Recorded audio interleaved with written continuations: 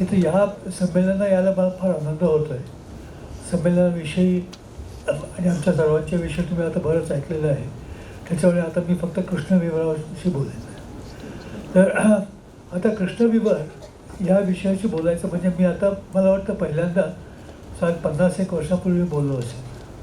तर तेव्हा त्याच्याबद्दल कोणाला काहीच माहिती नव्हती. कृष्णविवर म्हणजे काय, इव्हन तारा म्हणजे काय अशी आपल्यासारख्या ग्रुपला माहिती नसायची. तर जेव्हा मी PhD करायला मी TIFRमध्ये ॲप्लिकेशन केलं होतं, माझा इंटरव्ह्यू झाला, तेव्हा प्रोफेसर यशपालांनी मला विचारलं होतं की ग्रह किती आहेत. मी 9 म्हणून सांगितलं होतं आणि ग्रहाची नावं सांगितली. 4 सांगितलं तर मला पुढे तुला माहिती आहे. मग आता ते KGच्या मुलांना माहिती असतं आणि त्यांना हे पण माहिती असतं की आता 9 नाही 8 ग्रह आहेत. तर तेव्हा मी 8 म्हणून सांगितलं असतं तर मी फेल झालो असतो. त्याच्यामुळे ज्ञान पण बदलत असतं. तर आता मी कृष्णविवराविषयी जे सांगणार आहे म्हणजे कृष्णविवराची प्रतिमा.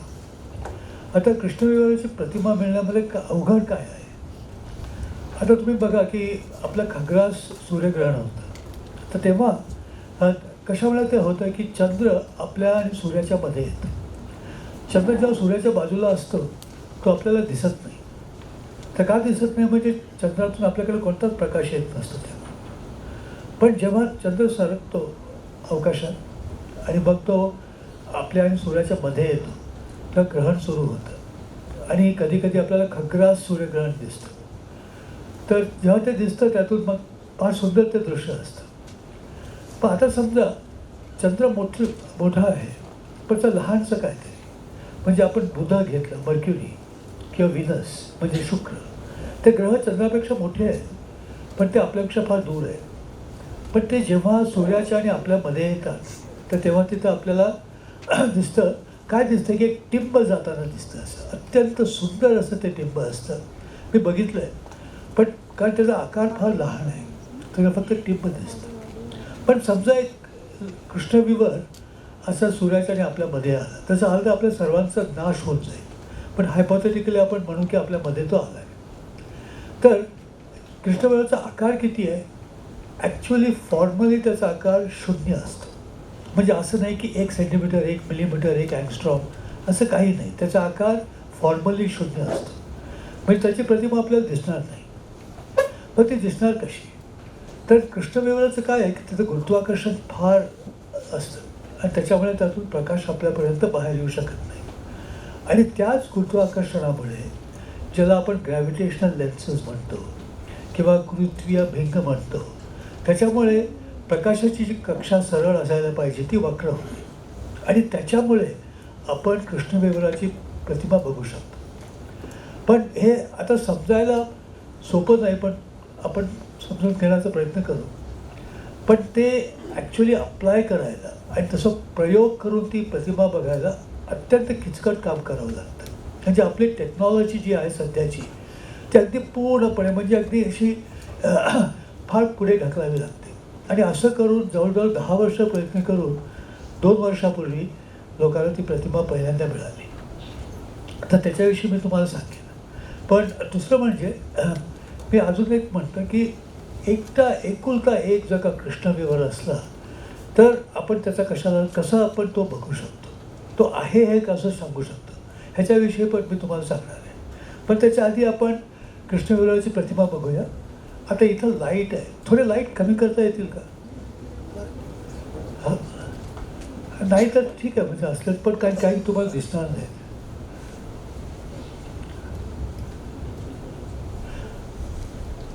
हां बस राहू दे कारण लोकांना काय लिहायचं वगैरे असलं तर राहू दे. बस झाले हां हो राहू दे. ओके. तर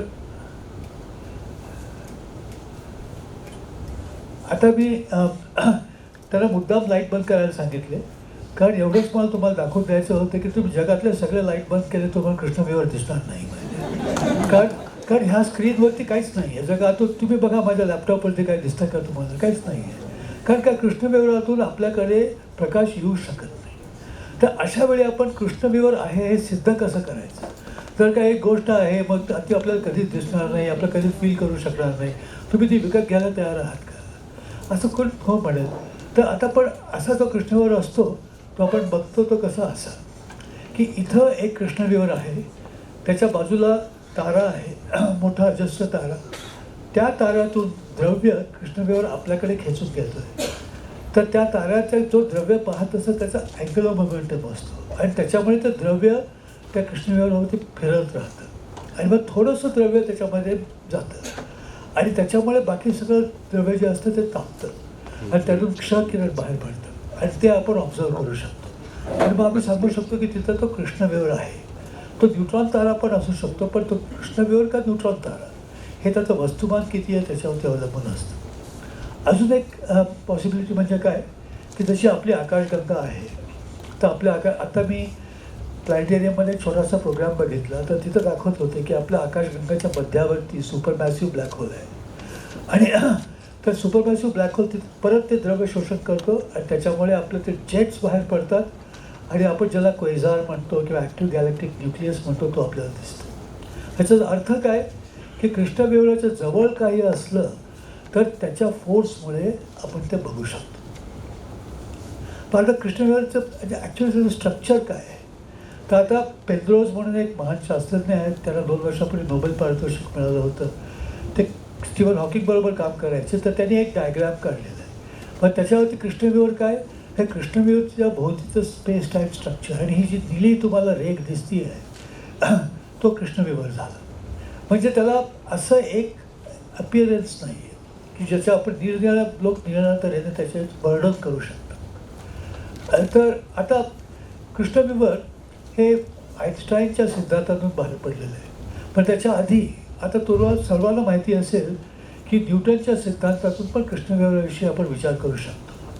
कारण इथं त्याचा सिद्धांत न्यूटनचा अगदी सोपा आहे की कोणतेही 2 पार्टिकल्स असले ज्याचं वस्तुमान M1 आणि M2 आहे, तर R हे अंतर आहे मग त्यावेळेला फोर्स एवढा असतो, न्यूटन्स लॉ ऑफ ग्रॅव्हिटेशन. तर जर का कोणालाही विचारलं की तुम्हाला 2 इक्वेशन माहिती असतात, ते कोणत्याही विषयाचं असोत काही असोत, एक हा इक्वेशन आणि दुसरं म्हणजे E=mc², सगळ्यांना माहिती असतं. आता ह्याच्यात न्यूटनची जी थिअरी होती आणि त्याचा बराच गाढा अभ्यास झालेला आहे आणि आता इथं बघा सफरचंद न्यूटनच्या डोक्यावरती पडलं म्हणतात, त्यातून त्यांना वाटलं की असा काहीतरी युनिव्हर्सल फोर्स असावा आणि त्याने उडी मारली तर आपल्या डोक्यावरती जे सफरचंद होतं तिथून आपली जे सोलार सिस्टीम आहे तिथं, आणि त्यांनी सांगितलं की जे ग्रह सूर्याभोवती का फिरतात, कारण सूर्याचं पण गुरुत्वाकर्षण असतं.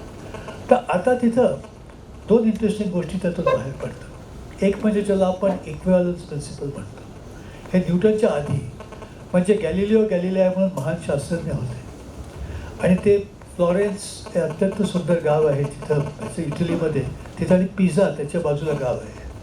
आणि हे जे गॅलिलिओ गॅलिलाई होते ते फार विद्वान आणि ते म्हणजे मल्टी डायमेन्शनल विद्वान असे होते, जसं लिओनार्दो दा विंची होते तसे. तर पेंटिंग वगैरे करायचे नाही, पण मग ते प्रोजेक्टाईल्सवरती वगैरे रिसर्च करायचे आणि त्याच्यामुळे त्यांना हे इनर्शिया म्हणजे काय आणि मग प्रोजेक्टाईल्स कसे त्यांचा शेप असतो, पॅराबोलॉइडवरती तर चालतात मूव होतात, हे सगळं त्यांनी सिद्ध केलं होतं. हो मोबाईल आहे तर गॅलिलिओने इथं काय केलं की त्यांनी म्हटलं की जर का समजा मी एक जास्त वस्तुमानाची वस्तू आणि दुसरी कमी वस्तुमानाची, म्हणजे एक लहानसा दगड एक मोठा दगड जर का 2 घेतले आणि पिझाचं टावर जे असं लिनिंग आहे त्यावर टाकले, तर तोपर्यंत सगळ्यांना वाटायचं की असे 2 दगड टाकले तर मोठा जो आहे तो आधी पृथ्वीवरती पोचेल. आणि हे का त्याला वाटायचं, कारण 2,500 वर्षापूर्वी अरिस्टॉटलने सांगितलं होतं की ते खरं आहे, पण तोपर्यंत कोणी ते म्हणजे असे एक्सपेरिमेंट करून बघितलं नव्हतं. तर गॅलिलिओचं म्हणणं होतं की असं होणार नाही आणि मग त्यांनी 2 दगड टाकले, ते एकाच वेळी पृथ्वीवर पडले. मग त्याच्यावर हे का होतं, त्याला इक्विव्हॅलन्स प्रिन्सिपल म्हणतात. आणि या प्रिन्सिपलमुळे तर आता समजा आपण इथे एक स्पेस वॉक होतो, मग स्पेस वॉकच्या वेळेला काय होतं की अवकाशात इथं असतं, त्यातून ॲस्ट्रॉनॉट बाहेर पडतो आणि मग तो अवकाशात आणि ॲस्ट्रॉनॉट तो की एकमेकांच्या जवळच राहतो. तो लहानसा रॉकेट वापरून ॲस्ट्रॉनॉट इथं तिथं जाऊ शकतो. पण मग जर का समजा त्याचं वजन कमी आहे, अवकाशाचं वजन जास्त आहे, हा जर का जोरात निघून गेला तर कधीच परत येऊ शकला नसतं. पण तसं होत नाही. तर मग आणि एक दुसरा प्रिन्सिपल आहे काय, की जेव्हा आपण एक चेंडू टाकतो आपल्या पृथ्वीच्या पृष्ठभागावरून, तर जोरात टाकला तो बराच वर जातो आणि कमी जोरात टाकला तर कमी वर जाऊन खाली येतो. पण जर आपण 11.2 km/s ह्या वेगाने चेंडू वर टाकला तर तो अवकाशात निघून जाईल. आणि हे आपल्याला अत्यंत सोप्या प्रकारे सिद्ध करता येतं. तर आता समजा आपण पृथ्वीचं वस्तुमान फार वाढवलं तर गुरुत्वाकर्षण वाढत जाईल आणि मग तो चेंडू दूर स्पेसमध्ये मारायला आपल्याला जास्तीत जास्त फोर्स लागेल आणि त्या चेंडूची वेलॉसिटी जास्तीत जास्त असावी लागेल. पण समजा तो वेग इतका वाढला की प्रकाशाच्या वेगा इतका झाला तर मग प्रकाश पण बाहेर पडू शकणार नाही. मग म्हणजे काय की पृथ्वीच्या बाहेर जे लोक असतील त्यांना पृथ्वी कधीच दिसणार नाही. मग त्यालाच आपण कृष्णविवर म्हणतो की प्रकाश बाहेर पडू शकत नाही. पण न्यूटनच्या थिअरीमध्ये त्याला काहीच महत्त्व नाही, कारण प्रकाशाचा वेग ह्याला न्यूटनच्या थिअरीमध्ये काही खास स्थान नाही आहे. तर आता इथं बऱ्याच वर्षापूर्वी जॉन मिशेल म्हणून एक प्रीस्ट होते, तर त्यांनी म्हटलं होतं की सूर्यासारखी घनता असलेली परंतु त्रिज्यामध्ये 500 पट मोठी असलेली, म्हणजे गुरुत्वाकर्षण जास्त आहे, तर अशा वस्तूपासून प्रकाश बाहेर पडू शकणार नाही. आणि त्यांच्यापेक्षा फेमस असे पियर सिमन लाप्लास, तुमच्यापैकी ज्यांनी BSc वगैरे केलेली आहे सगळं आपण लाप्लासविषयी वाचतो, गणितज्ञ होते, खगोलशास्त्रज्ञ होते, तर त्यांनी पण तेच म्हटलं होतं. पण कोणाला काहीही काळजी वाटली नाही, कारण प्रकाशाला काही स्थान नव्हतं. प्रकाशाच्या वेगाने पण काही तिथून इन्फॉर्मेशन येऊ शकली असती, त्याच्यामुळे फक्त एक क्युरिओसिटी राहिली. पण आईन्स्टाईनच्या सिद्धांतात काय होतं की अवकाश आणि काळ यांची रचना आणि गुरुत्वाकर्षण हे दोन्ही एकच आहेत. म्हणजे असं अत्यंत महत्त्वाचं एक प्रमेय आईन्स्टाईनने सिद्ध केलं. म्हणजे आपल्याला न्यूटनच्या थिअरीमध्ये काय आहे की गुरुत्वाकर्षण म्हणजे एक फोर्स आहे, तर माझा तुमच्यावर फोर्स आहे, तुमच्यावरती माझा फोर्स आहे. पण आईन्स्टाईन म्हणाले की हे फोर्स नाही आहेत. तर काय होतं की आता सूर्य असतो आपल्या जागी आणि सूर्याच्या गुरुत्वाकर्षणाच्या प्रभावामुळे स्पेस टाईम स्ट्रक्चरमध्ये फरक होतो आणि त्या फरकामुळे पृथ्वीसारखे जे ग्रह असतात ते सूर्याकडे आकर्षक होत नाहीत. तर असे जे स्पेस टाईममध्ये फरक झालेला असतो त्याच्यामुळे सरळ जाणारी पृथ्वी वक्ररेषेत जायला. तर अशी आईन्स्टाईनचा सिद्धांत आहे. तर आता तिथं आणि आईन्स्टाईनने बरेच वर्ष ह्याच्यावरती काम केलं आणि मग फक्त 3 पानाचं बघा, 844 ते 847 4 पानाचा पेपर लिहिला आणि त्यांनी इक्वेशन्स मांडली. पण आता ती इक्वेशन्स काय आहेत मी तुम्हाला सांगणार नाही आज. पण इथं मी परत पूर्वीच्या चित्राकडे आलो आहे की गॅलिलिओचं जे प्रिन्सिपल ऑफ इक्विव्हॅलन्स होतं ते वापरून आईन्स्टाईनला या थिअरी कशी मांडायची हे समजलं. आणि आता मी तुम्हाला हे चित्र दाखवलेलं आहे की आता इथं खगोल एक ॲस्ट्रॉनॉट बाहेर होता, पण इथं ॲस्ट्रॉनॉट स्पेसक्राफ्टमध्ये ॲस्ट्रॉनॉट इज फ्लोटिंग, कारण त्या दोघांचं ॲक्सलरेशन एकच असतं. आता ह्याला क्युरिओसिटी म्हणून आपण सोडू शकलो असतो. पण मग आईन्स्टाईनने काय केलं ते म्हणाले की समजा मी इथं एका लिफ्टमध्ये आहे, म्हणजे अंतराळात, जिथं जवळपास कोणतीच वस्तू नाही आहे, त्याच्यावर त्याचा फोर्स कोणताही नाही आहे, तर अशा अंतराळात मी तिथं उभं आहे, आईन्स्टाईन उभे आहेत. आणि समजा आपण ते लिफ्ट एकदम वर खेचलं. आता आपण जर का लिफ्टमध्ये जाऊन 6व्या मजल्याचं बटन दाबलं, लिफ्ट वर जातं, तेव्हा काय होतं की लिफ्ट एकदम असं ॲक्सलरेट होतं आणि आपल्याला इनर्शिया आहे, त्याच्यामुळे आपल्याला वाटतं की आपले पाय ते चिकटलेले आहेत. आता आपण लिफ्टमध्ये रोज 10 वेळा जातो, त्याच्यामुळे आपल्याची सवय झालेली आहे. पण लहान मुलाला तुम्ही एका लिफ्टमध्ये पहिल्यांदाच नेता येते, एकदम ते घाबरतात. तसं कारण का की वजन वाढल्यासारखं होतं. पण आता समजा एका लिफ्टमध्ये आपण असे इथं आईन्स्टाईन थांबलेले आहेत आणि समजा तिथं गुरुत्वाकर्षण आहे, म्हणजे पृथ्वीच्या पृष्ठभागावर जवळच आपण लिफ्ट आहे आणि तिथं तर आपण एकदम तर दोरा लिफ्टची केबल कापली, तर मग काय होईल की लिफ्ट अशी खाली वेगाने खाली जायला लागेल. त्याचा महत्त्वाचा भाग त्याचा वेग नाही, तर त्याचा ॲक्सलरेशन जे आपण म्हणतो तो फार महत्त्वाचा भाग आहे. ते एकदम अशी गुरुत्वाकर्षणामुळे आता माझ्यावरती ॲक्सलरेशन आहे, त्याच्यामुळे मी पण खाली का पडत नाही, कारण मी पृष्ठभागावर उभा आहे. पण पृष्ठभाग इथं नसला तर मी गुरुत्वाकर्षणामुळे खाली गेलो असतो. पण समजा पृष्ठभागच खाली जायला लागला त्याच वेगाने, त्याच ॲक्सलरेशनने, तर मी असं जिथं ॲस्ट्रॉनॉट जशी ती फ्लोट होत होती तसं मी पण फ्लोट व्हायला लागलो. म्हणजे ह्याचा अर्थ काय की ॲक्सलरेशनमुळे मी गुरुत्वाकर्षण आहे हे सिम्युलेट करू शकेन. किंवा जर का खरोखर गुरुत्वाकर्षण असलं तर ॲक्सलरेशनमुळे मी ते नाहीसं करू शकेन. राईट. म्हणजे ॲक्सलरेशन आणि गुरुत्वाकर्षण ह्याच्यामध्ये काहीतरी एक सिमिलॅरिटी आहे. हे आईन्स्टाईनला बऱ्याच वर्षापूर्वी समजलं होतं. म्हणजे 1905 साली त्यांनी स्पेशल थिअरी ऑफ रिलेटिव्हिटी बनवली. आणि मग त्याच्यानंतर मग इलेक्ट्रोमॅग्नेटिझम आम्ही ज्याला म्हणतो, आता तुम्ही माझा आवाज कसा ऐकता because of electricity, magnetism and electromagnetic waves, तर ते त्या स्पेशल थिअरी ऑफ रिलेटिव्हिटीमध्ये बरोबर बसलं. न्यूटनची थिअरी बसली नाही आणि त्याच्यामुळे आईन्स्टाईनला ती बदलावी लागली आणि त्याची E=mc² त्यातूनच बाहेर पडलं. पण गुरुत्वाकर्षण ते मुळीच त्यात बसू शकलं नाही. त्यांनी फार वर्ष प्रयत्न केले आणि त्याच्यामुळे ते असे विचार करायला, हे लिफ्ट आणि हे जे केलं, तर तेव्हा त्यांनी त्याचा विचार केला. तर आता मग आईन्स्टाईन म्हणाले की आईन्स्टाईन ते क्युरिओसिटी म्हणून काही सोडायचे नाही, तर ते शक्य तेवढं तो विचार पुढे ढकलायचा, फोकस करायचा, एकाच विषयावरती फोकस करायचा. तर आता हे बघा किती सुंदर कल्पना आहे इथं, की समजा इथं एक लिफ्ट आहे आणि त्याच्यामध्ये थांबलो आहे आणि एक प्रकाशाचा झोन जातो आहे आणि समजा लिफ्ट इज स्टेशनरी आणि मग मी अशा हॉरिझॉन्टली तो प्रकाश जातो.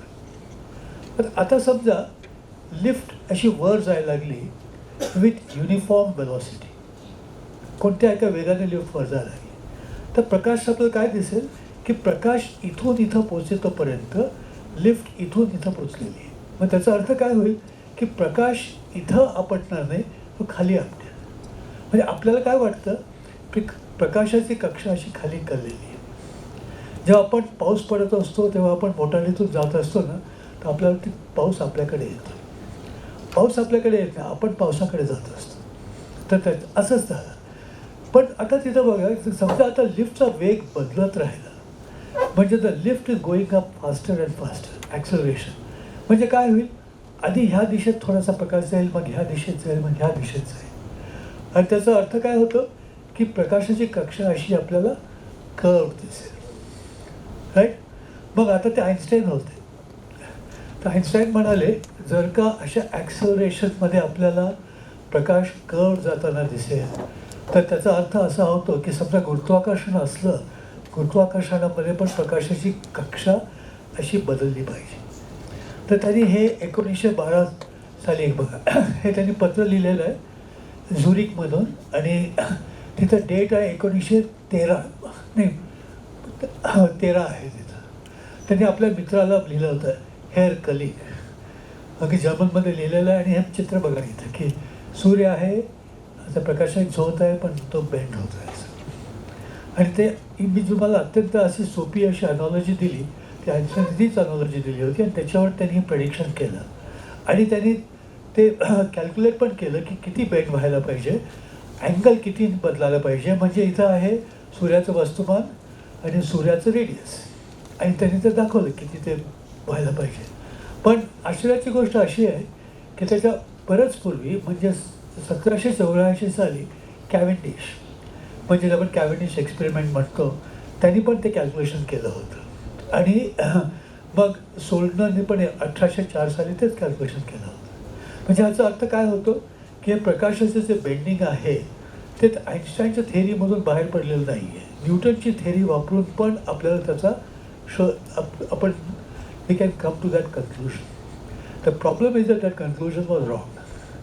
कारण आईन्स्टाईनने जे कॅल्क्युलेशन केलं होतं ते न्यूटनच्या थिअरीमध्ये केलं होतं आणि त्यांनी सांगितलं की आपल्याला हे एक्सपेरिमेंटली बघू शकाल सूर्यग्रहणाच्या वेळी, पण ते होऊ शकलं नाही. आणि ते बरं झालं, कारण जर का लोकांनी केलं असतं आणि त्यांना समजलं हे चुकीचं आहे, मग कोणी आईन्स्टाईनवरती विश्वास ठेवला नसता. पण तर आता त्याच्यानंतर काय झालं की मग 2 वर्षांनी म्हणजे 1915 साली मग आईन्स्टाईननी आपले इक्वेशन्स दिले, इक्वेशन्स ऑफ ग्रॅव्हिटेशन, आणि मग त्यात त्यांनी कॅल्क्युलेशन केलं आणि ते बेंडिंग एक्झॅक्टली किती आहे हे त्यांनी दाखवलं. पण ते जेव्हा कॅल्क्युलेशन केलं त्यातून त्यांना 3 गोष्टी बाहेर पडल्या. तर एक म्हणजे गुरुत्वाकर्षणामुळे प्रकाशाचं रेड शिफ्ट होतं. दुसरं प्रकाशाचे विक्षेपण आणि मग बुधाचं परिधीय प्रिसेशन ऑफ पेरियन ऑफ मर्क्युरी. तर मी तुम्हाला त्याच्याविषयी आता सांगू शकत नाही, वेळ कमी आहे. पण आता आपण हे बघू की आईन्स्टाईनच्या थिअरीमध्ये जर का आपण प्रकाश किती बेंड होईल त्याची कक्षा ह्याचं कॅल्क्युलेशन केलं, इथं हा आकडा बघा, पूर्वी तो 2 होता, आता 4 झालेले. म्हणजे this is the correct number 4GM/. तर आता म्हणजे किती होतं 1.75 आर्क सेकंड. म्हणजे सूर्यग्रहणाच्या वेळी तर आपण बघितलं की प्रकाशाचं बेंडिंग किती होतं 1.75 आर्क सेकंड. म्हणजे अत्यंत सूक्ष्म असा तो बदल आहे. पण तो आपण बघायचा कसा, बदल कसा होतो, तर ते एक अत्यंत थोर असे खगोलशास्त्रज्ञ, ब्रिटिश खगोलशास्त्रज्ञ, इंग्लिश किंवा एडिंग्टन, हे केम्ब्रिजमध्ये काम करायचे. तर त्यांना आईन्स्टाईनच्या थिअरीविषयी, जेव्हा आईन्स्टाईनने आपली थिअरी मांडली 1915, तर युद्ध सुरू होतं आणि त्या युद्धामध्ये त्याच्यामुळे रिसर्च पेपर्स एकीकडून दुसरीकडे जाऊ शकत नव्हते. आता म्हणजे काय की सकाळी उठल्या उठल्या आम्हाला जगातले सगळे रिसर्च पेपर्स इंटरनेटमुळे दिसतात. तर तसं नव्हतं, पोस्टात घालावं लागायचं. तर ते डिसिटर म्हणून शास्त्रज्ञ होते जे डच होते, तर त्यांच्यापर्यंत पोचलं. त्यांनी एडिंग्टनला पाठवलं आणि मग एडिंग्टनने तो प्रबंध वाचला आणि तो अत्यंत त्यांना आवडला. आणि एडिंग्टन थोर होती, तर किती सुंदर चित्र आहेत एडिंग्टन आणि आईन्स्टाईन. एडिंग्टन अजून 5 लोकांबरोबर इथं आहेत. आणि मग एडिंग्टन फार पुढे प्रसिद्ध झाले. टाईम मॅगझिनवरती त्याचा कवरवरती आला होता. आता तुम्हाला टाईम मॅगझिनच्या कवरवरती असलं यायचं असलं तर रॉक स्टार असावं लागतं. तर तेव्हा शास्त्रज्ञ पण यायचे. तर मग एडिंग्टनच्या हे लक्षात आलं की तुम्हाला ग्रह जेव्हा खग्रास सूर्यग्रहण होतं, तर तेव्हा त्याच्या आजूबाजूला जे तारे असतात, जर का प्रकाश असा बेंड झाला तर ताऱ्यांची पोझिशन थोडीशी बदलेल. मग त्यांनी काय केलं की आपले जे एक हे 1919 साली एक ग्रहण होतं, 6 मिनिटाचं ग्रहण. तर तेव्हा त्याला वाटलं की ते तारे तिथे येतील. पण आता एक्सपिडिशन युद्ध चाललं होतं. युद्ध 18मध्ये संपलं, पण तेव्हा एक्सपिडिशनमध्ये तुम्हाला असे विमानात बसून जाता यायचं नाही. तर त्यांनी काय केलं की हे डायसन म्हणून जे होते ते ब्रिटिश शास्त्रज्ञ, ते सगळ्या एक्लिप्स कमिटीचे अध्यक्ष होते. त्यांनी सांगितलं की आपण हे करूया आणि डायसनला ते आवडलं. आता मग ते सूर्यग्रहण कुठून दिसणार होतं, हा सूर्यग्रहणाचा पट्टा आहे. म्हणजे ब्राझीलमध्ये एक पॉसिबिलिटी होती आणि दुसरं म्हणजे इथं लहानशे बेट आहेत off the coast of Africa, Guinea म्हणून जो देश आहे जस्ट ऑफ दॅट, तर तिथं करायचं. तर मग त्यांनी 2 एक्सपिडिशन्स तिथे गेले. ते एक इथं साओ टोमे म्हणून आहे, आणि साओ टोमे हा झाला, फार लहान बेटं आहेत ती अशी, आणि तर आता त्याचं एक राष्ट्र निर्माण झाले. तर तिथं त्यांनी हे टेलिस्कोप नेले. तर आणि ते इथं आत्ता मी औंधकारांचे टेलिस्कोप बघत होतो, सोलार टेलिस्कोप. ते लहान असतात कारण सूर्यातून आपल्याला इतका प्रकाश मिळतो. तर हा 12 इंची टेलिस्कोप, आणि जर का त्याला काही झालं तर मग बॅकअप म्हणून 4 इंची टेलिस्कोप. आणि जेव्हा जेव्हा खगोलशास्त्रज्ञांना काही करायचं असतं, काही वेध घ्यायचे असतात, तर पहिलं काय होतं, ढग येतात. नाही तर आता इथं एक्झॅक्टली तसंच झालं की त्या दिवशी म्हणजे 29 मे 1919 साली ढग आले. आणि मग पण त्याच्यामुळे तो 2कडे लोक गेले होते बऱ्याच अंतरावर एकमेकांच्या. तर एकीकडे ढग आले आणि दुसरीकडे टेलिस्कोपने काम केलं नाही. पण मग तो लहान 4 इंची टेलिस्कोप होता. मग आणि ढग आले होते तिथं, पण ते ढग थोडेसे विरळ झाले. एडिंग्टन स्वतः तिथं होते की त्यांनी ऑब्झर्वेशन्स घेतलं. आणि मग काय झालं की हा पर्टिक्युलर जो तारा आहे, तर ग्रहणाच्या वेळी त्याची ही पोझिशन येते, आणि ग्रहण जर का सूर्य नसता तर त्याची ही पोझिशन झाली असते. पण त्याचं आता मेजरमेंट करायला हवं. ते एकाच तारा वापरून करता येत नाही. ते इथे जे तारे आहेत ना, सगळ्यांचं त्यांनी पोझिशन मेजर केली. आणि मग इथं मग त्यांनी एक हे गेलेले आहे आणि हे सिद्ध करून दाखवलं की आईन्स्टाईनचं जे प्रेडिक्शन होतं ते एक्झॅक्टली तेवढंच त्याचं शिफ्ट होते. म्हणजे स्टॅटिस्टिकल एरर्स होते त्याच्यामध्ये, तर ती शिफ्ट झाली तिथं. आणि मग तेव्हा हे सगळं जगप्रसिद्ध झालं की 2 न्यूजपेपर्स, एक म्हणजे लंडनचा टाइम्स आणि दुसरा न्यूयॉर्क टाइम्स, आणि मग तिथं दोन्हीमध्ये असे म्हणजे lights askew in the havens आणि आईन्स्टाईन थेअरी ट्रायम्स, इथे काय न्यूटोनियन आयडियाज ओव्हरथ्रोन, म्हणजे असं किंवा आपण एक्झॅग्रेशन जे असतं ना ते फक्त आताचंच आहे असं नाही, तेव्हा पण तसंच असायचं. हे तर सगळं ते झालं, पण आईन्स्टाईन म्हणजे फार फेमस झाले, एडिंग्टन पण फेमस झाले आणि मग त्यातून पडलं. तर आता हा जो लहानसा इफेक्ट होता म्हणजे 1.7 आर्क सेकंड्स, पण त्याच्यावरती आईन्स्टाईनने पुढे पण संशोधन केलं आणि ज्याला आपण ग्रॅव्हिटेशनल लेन्सिंग म्हणतो, आणि माझ्यानंतरचं भाषण त्याच्यावरतीच आहे. तर अनुप्रिता मोरे त्याच्याविषयी सिटिझन सायन्स प्रोग्राम तुम्हाला दाखवणार आहे. तर त्याच्यावरून आठवलं की आम्ही पण एक सिटिझन सायन्स प्रोग्राम सुरू केलेला आहे की 1 मिलियन गॅलेक्सीज.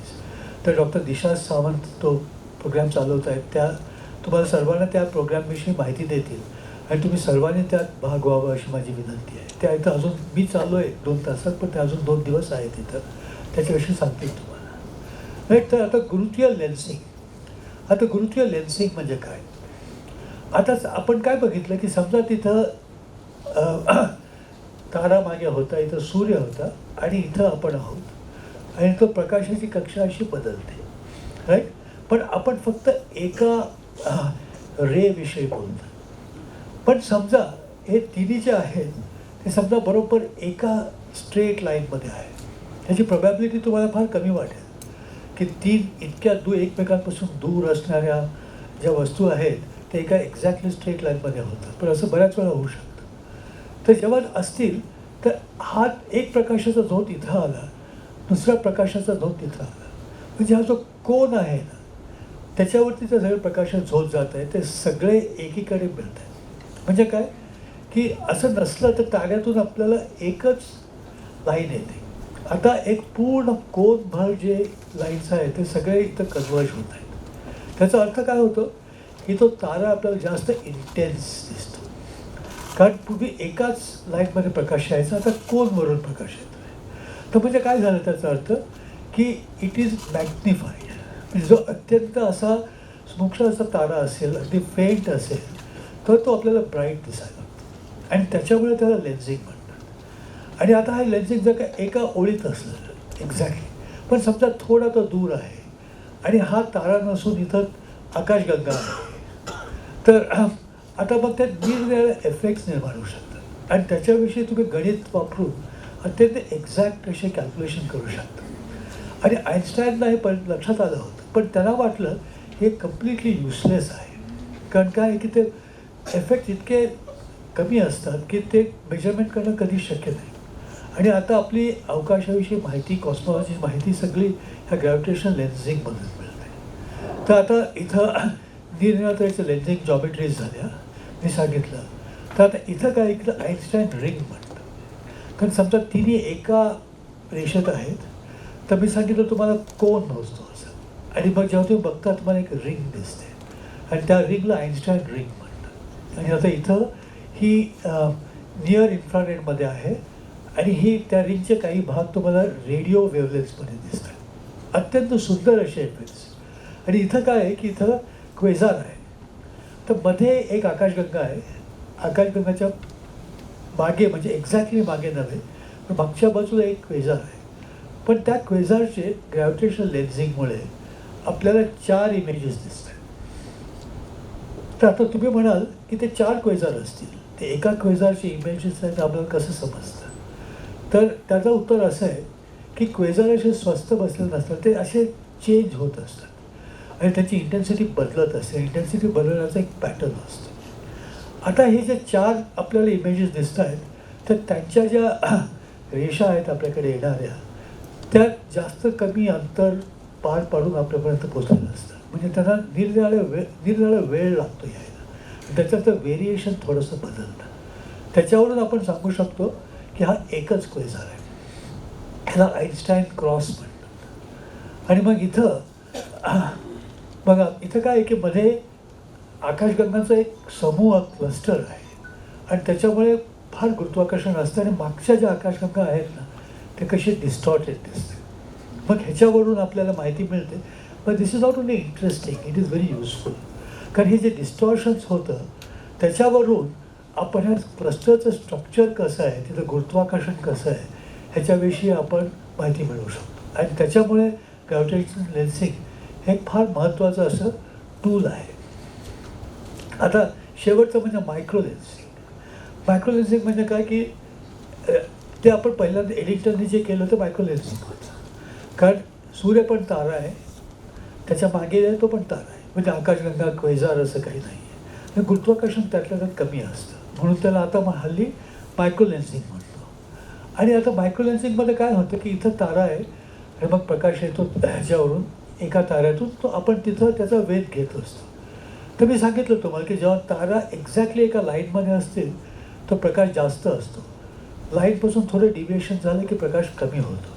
त्याच्यावर जर का मी इथं टाईम आहे म्हणजे डेज आणि इथं इंटेन्सिटी आहे त्याचा प्लॉट केला की आधी प्रकाश कमी, मग तारा जसं एका रेषेमध्ये होता जास्त झाला आणि मग इथं कमी आला. पण मग हे काय इथं कशाला म्हणजे एकदम अशी म्हणजे उचकी लागली असेल की ते फटकन असं ते जास्त झालं, तर ते का, ते इथं बघा की हा जो तारा आहे त्याच्याभोवती एक ग्रह आहे आणि जो ग्रह तेव्हा इथं मध्ये येतो त्याच्यामुळे थोडंसं लेन्सिंग होतं. आणि मग अत्यंत हे म्हणजे फार सुंदर कल्पना आहे की त्याच्यामुळे मायक्रो लेन्सिंग वापरून आपण ग्रहाचा शोध लावू शकतो. 1995पर्यंत आपल्याला सूर्यमालेच्या बाहेर एक ग्रह पण माहिती नव्हता. आता जवळजवळ 10,000 ग्रह माहिती आहेत आणि त्यातले काही ग्रह असं मायक्रो लेन्सिंग वापरून त्यांचा शोध लागलेला आहे. पण आता शेवटचा मला अजून किती 10 मिनटं आहेत का? तर आता मुख्य विषयाकडे वळू. कारण मी ग्रॅव्हिटेशनल लेन्सिंग वापरून तुम्हाला दाखवेन प्रकाश कसा बेंड होतो, पण त्याची थिअरी काय आहे. तर इथं म्हणजे ब्लॅक होलच्या भूमितीमध्ये पण मी तुम्हाला सांगितलं की ग्रॅव्हिटेशन म्हणजे it is the effect on space time structure. आणि स्पेस टाईम स्ट्रक्चर म्हणजे काय झालं, जॉमेट्री झाली. म्हणजे ब्लॅक होलच्या भोवती जी भूमिती असते त्या भूमितीमध्ये प्रकाशाच्या रेषा कशा असतात. ओके, तर आता इथं बघा, इथं हा थोडासा डिस्टॉर्टेड आहे, स्फेरिकली सिमेट्रिक असायला हवा. की इथं मध्ये ब्लॅक होल आहे आणि एक तुम्ही लक्षात ठेवून घ्यायला पाहिजे की ब्लॅक होलचा आकार परफेक्टली झिरो असतो, पण त्याला फायनाईट वस्तुमान आहे. आणि त्यामुळे डेन्सिटी किती झाली की जर का मी एक वस्तू घेऊन ती कंप्रेस करायला लागलो की डेन्सिटी वाढायला लागते. It goes as the cube of the radius, inverse cube of the radius. म्हणजे जेव्हा रेडियस झिरो होतो त्याचा वस्तुभार अनंत होतो. आणि फक्त वस्तुभार अनंत असं होत नाही, पण स्पेस टाईम स्ट्रक्चर होतो त्याचा पूर्ण नाश होत जातो. म्हणजे it called physical and mathematical singularity. आता अशी सिंग्युलॅरिटी असताना आपण त्याच्याविषयी संशोधन कसं करायचं. तर चंद्रशेखर सुब्रमण्यम जे होते ते व्हाईट ड्वार्फवरती त्यांनी संशोधन केलं, नोबेल प्राईज मिळालं. तर 60 वर्षाचे झाल्यानंतर ते ह्या विषयाकडे आकर्षित झाले होते आणि ते फार रिजिड होते, म्हणजे एकदम रिगरस कॅल्क्युलेशन. आणि त्यांनी पण ह्याच्यावरती अभ्यास केला आणि ते म्हटलं की ते म्हणाले की ह्याच्यामुळे म्हणजे इतकी अत्यंत सुंदर ती कल्पना आहे. It's a perfect object because it has no structure. तर ब्लॅक होलला 3च प्रॉपर्टीज असू शकतात. एक म्हणजे वस्तुमान, दुसरं म्हणजे स्पिन, त्या फिरकी म्हणजे तो गोल फिर. आता झिरो रेडियस असलेला ऑब्जेक्ट गोल कसा फिरणार. तो इलेक्ट्रॉन पण तसं, इलेक्ट्रॉनला पण स्पिन असते पण त्याला साईज नाही. आणि मग तिसरं म्हणजे चार्ज, इलेक्ट्रिक चार्ज असू शकतो. तर आता आणि ब्लॅक होल भोवती एक जे वलय असतं, म्हणजे खरं वलय नाही आहे, म्हणजे it is just a concept ज्याला इव्हेंट हॉरायझन म्हणतो आणि त्याला म्हणतो की पण शॉर्टचर रेडियस. तर ह्याच्यापेक्षा जास्त जवळ काही ब्लॅक होलचं गेलं ते कधीच बाहेर पडू शकत नाही आणि म्हणून आपण त्याला ब्लॅक होल म्हणतो. आत निघून जातं काही तिथं आलं तर. आणि हे पहिल्यांदा याचं संशोधन मार्टिन श्वार्झचाइल्ड यांनी केलं होतं 1916 साली. म्हणजे आईन्स्टाईननी थेरी मांडली, त्याच्यावर 1 वर्षात त्यांनी एक्झॅक्ट सोल्युशन त्यांनी काढलं होतं. आणि तेव्हा ते युद्धात काम करत होते, युद्धावरच्या फील्डवरती होते पहिल्या महायुद्धाचे. तर मग आता मी सांगितलं की स्पिन असलेला ब्लॅक होल झाला हा. आणि त्या रॉय कर्ने 1963 साली याचा शोध घेतला होता. आणि मग त्याला नो हेअर थिअरम म्हणतात की ब्लॅक होलला फक्त वस्तुमान, स्पिन आणि विद्युतभार एवढेच गोष्टी असू शकतात. तर आता ब्लॅक होलचा प्रकाशाविषयी इफेक्ट काय होतं मी तुम्हाला दाखवलेलं आहे की तो असा प्रकाश थोडासा बेंड होतो. पण समजा तो ब्लॅक होलचा फार जवळ आला तर एक स्पेसिफिक रेडियस असतो की त्या रेडियसवरती असला तो इतका बेंड होतो प्रकाश, तो असा ब्लॅक होल विषय गोल गोल गोल गोल असं फिरायला लागतो आणि मग त्याला काही सुटका नाही तिथं. आणि त्याच्यामुळे जो प्रकाश जातो तिथं आणि त्या निळ्या दिशेने प्रकाश गेला की त्या ब्लॅक होलच्या भोवती एक वलय तयार म्हणतात आणि त्याला म्हणतात की फोटॉन स्फिअर. आणि मग जर एक प्रकाश तिथं अडकला ना तो अनंतपर्यंत त्याच्या भोवती जात राहणार आणि त्याला काय म्हणतो आपण फोटॉन स्फिअर. आणि त्याच्यापेक्षा जवळ आला तर इव्हेंट होरायझनच्या आत जाऊन तो आत पडून जातो त्याच्या. तर आता इथं बघूया की काही शास्त्रज्ञांनी असं ठरवलं की समजा आपण पृथ्वीच्या पृष्ठभागावरती दुर्बिणी लावल्या निर्णय. इतकी मोठी दुर्बीण का हवी? कारण त्याचं रेझोल्युशन, दुर्बिणीचं भिंग जेवढं जास्त मोठं होतं तेवढं रेझोल्युशन जास्त होत जातं. तर इथं आपल्याला एवढी मोठी दुर्बीण बांधता येत नाही, पण तिथं एक दुर्बीण ठेवायची. इथं म्हणजे तुम्ही बघा की इथं एक दुर्बीण आहे आणि दुसरीकडे आफ्रिकेमध्ये अजून एक दुर्बीण आहे आणि मग त्याचं जे अंतर आहे ते दुर्बिणीचं रेडियस आहे असं आपण मानू शकतो. आणि मग असं वापरून एक नेटवर्क वापरून आणि ते मिलीमीटर वेव्हलेंथ म्हणजे ज्या मायक्रोवेव्ह वेव्हलेंथ म्हणतात त्याच्यामध्ये लोकांनी वेध घेतले आणि मग त्या आता वेध घ्यायची दुर्बीण बनवली. पण मग कोणत्या आकाशगंगेचे वेध घ्यायचे? तर दोन आहे. एक म्हणजे M87 म्हणजे आपल्यापासून त्यातल्या त्या जवळ आहे ही आकाशगंगा आणि तिथं अत्यंत मोठा असा सुपर मॅसिव्ह ब्लॅक होल आहे. म्हणजे किती त्याचं वस्तुमान आहे? सूर्याच्या 100 कोटी पट एवढं त्याचं वस्तुमान. ती एक. दुसरं म्हणजे आपली आकाशगंगा की जिथं तिथं पण एक ब्लॅक होल आहे आणि त्याचं वस्तुमान सूर्याच्या 40 लाख पट एवढं आहे. पण मग आपली आकाशगंगेचं जे सेंटर आहे तो जवळ आहे पण तिथं इफेक्ट्स फार कॉम्प्लिकेटेड आहे. म्हणून त्यांनी ठरवलं की आपण ह्या M87वरती मेजरमेंट करायचं आणि मग ते त्यांनी केलं. तर तिथं केल्यानंतर त्यांना एप्रिल 11ला त्यांनी हे पब्लिश केलं की अशी त्यांना इमेज मिळाली. आता ही इमेज काय इथं तुम्हाला एक रिंग दिसत आहे, इथे एक अत्यंत ब्राईट अशी रिंग दिसते आणि मध्ये काहीतरी काळसर असं काहीतरी दिसते. आता हे काय आहे? पण पहिल्यांदा हे काय नाही आहे हे मी तुम्हाला सांगतो की इथं अजून एक तशीच इमेज आहे. ते बघा, ही जशी इमेज आहे तशीच ही पण इमेज आहे. पण ही अत्यंत सोपी आहे की ही स्पेस टेलिस्कोप वापरून बनवलेली इमेज आहे की तर आतमध्ये एक ॲक्टिव्ह गॅलेक्टिक न्यूक्लियस आहे.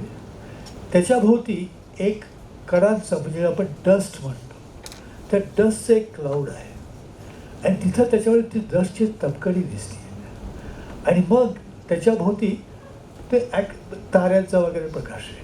म्हणजे हे आपण इझिली समजू शकतो. पण हे काय आहे की हे तसं नाही आहे, हे पूर्ण निराळं आहे. आता हे समजून घेण्यासाठी मी तुम्हाला असं सांगतो की समजा एक असा प्रकाशाचा एक पट आहे म्हणू शकतो, म्हणजे आपलं जसं स्क्रीन असतो तसं. आणि समजा त्या पटाच्या समोर मी एका ब्लॅक होलला बसवलं तर मला काय दिसणार? त्या प्रकाशाच्या पटातून माझ्याकडे लाईट येत असतो. जो ब्लॅक होलच्या अगदी जवळ जातो त्याचं तिथं शोषण होऊन जातं. तो इव्हेंट हॉरायझनमध्ये आत जाऊन शोषण होतं. म्हणजे मला एक अशी काळी त्याची इव्हेंट हॉरायझनचा जो आकार असतो तो मला पूर्णपणे असा काळा दिसला पाहिजे. आणि मग ते प्रकाश जे ब्लॅक होलच्या जवळ जातात पण इव्हेंट हॉरायझनमध्ये आढळत नाही त्यांचा फोटॉन स्फिअर तयार होतो. तर म्हणजे आधी मला एक अशी काळी आकृती दिसली पाहिजे आणि त्याच्याभोवती मला एक अशी तबकडी दिसायला पाहिजे, एक रिंग दिसायला पाहिजे की ज्याच्यात बराच असा लाईट आहे. पण आता आपण वस्तुस्थिती तशी नसते की मागे स्क्रीन आहे, मध्ये ब्लॅक होल आहे. तर ब्लॅक होल असतो आणि त्याच्या भोवती द्रव्य असतं. पण मागचं जे त्या द्रव्यामुळे मागचा जो प्रकाश असतो तो ब्लॉक होतो. पण आता समजा ब्लॅक होल आणि माझ्यामध्ये जे द्रव्य आहे त्याच्यावर जो प्रकाश पडतो त्याच्यामुळे तो प्रकाश आपल्यापर्यंत पोचतो आणि मग ही फोटॉन रिंग असते.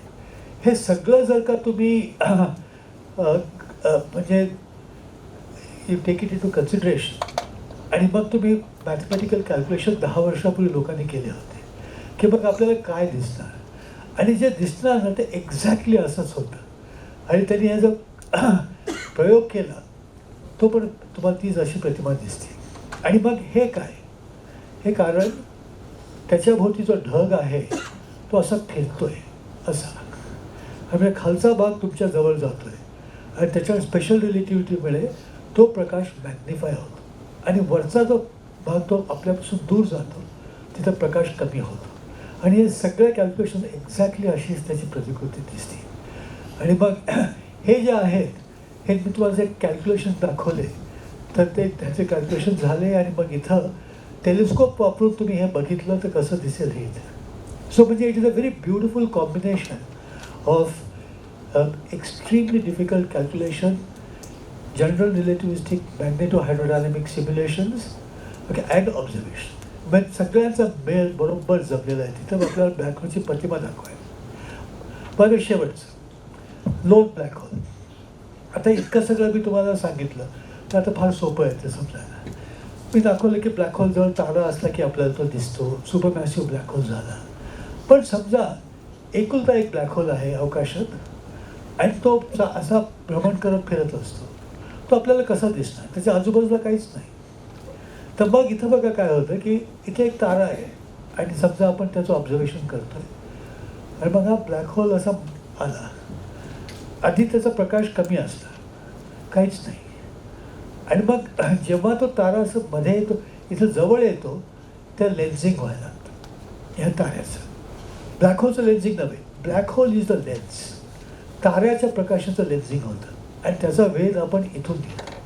आणि मग तो जसा आता ब्लॅक होल मध्ये यायला लागतो तो प्रकाश वाढत जातो आणि मग परत कमी होऊन जातो. आणि अजून पण एक इफेक्ट आहे की मी तुम्हाला सांगितलं की एडिंग्टननी कसं सिद्ध केलं की आईन्स्टाईनचे प्रेडिक्शन बरोबर होतं, कारण तो तारा थोडासा त्याचा पोझिशन बदललेला दिसायचा. सो जसा ब्लॅक होल जातो ह्या ताऱ्याचं पोझिशन पण बदलतं. आणि थेरटिकल कॅल्क्युलेशन काय आहे की अशी त्याची इंटेन्सिटी बदलणार आणि ताऱ्याची पोझिशन ती दाखवलं जातं. कारण एक्झॅक्टली समांतर रेषेत असतील तेव्हा काहीच फरक नाही. आणि मग ते कैलास साहू आणि म्हणजे ते स्पेस टेलिस्कोप सायन्स इन्स्टिट्यूटमध्ये काम करतात बरीच वर्ष. त्यांनी आत्ता ह्या वर्षी म्हणजे 2 महिन्यापूर्वी हे एक्सपेरिमेंट त्यांनी संपवलं आणि त्याचं प्रेडिक्शन केलं. तर बघा किती सुंदर आहे हे ना. एक्झॅक्टली जसं ते थेरटिकल कॅल्क्युलेशन होतं एक्झॅक्टली तसंच झालं. म्हणजे ह्या आणि लेन्सचे वस्तुमान किती आहे 7.1 सोलर मास आणि अंतर किती आहे 1.58 किलो पार्सेक.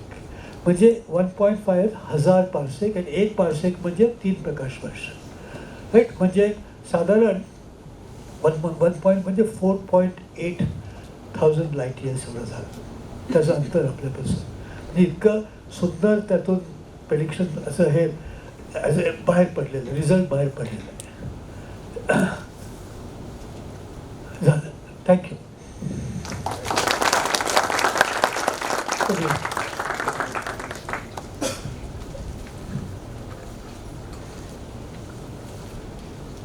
काही 1-2 प्रश्न असतील तर मी उत्तर देऊ शकेन.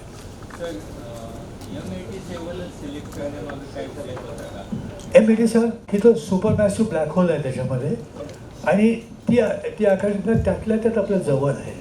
म्हणजे मेजर आकाशगंगा ॲक्टिव्ह गॅलेक्सी आणि जवळ आहे, तर त्याच्यामुळे आपण ती रिझॉल्व करू शकतो एवढंच. नाही, पण अँड्रोमेडामध्ये ब्लॅक होल जो आहे तो फार लहान आहे. आणि मग काय होतं की जेवढं जवळ तेवढं रेझोल्युशन वाढतं आणि त्याच्यामुळे आपल्याला नको ते डिटेल्स आपण बघायला लागतो त्याच्यामध्ये.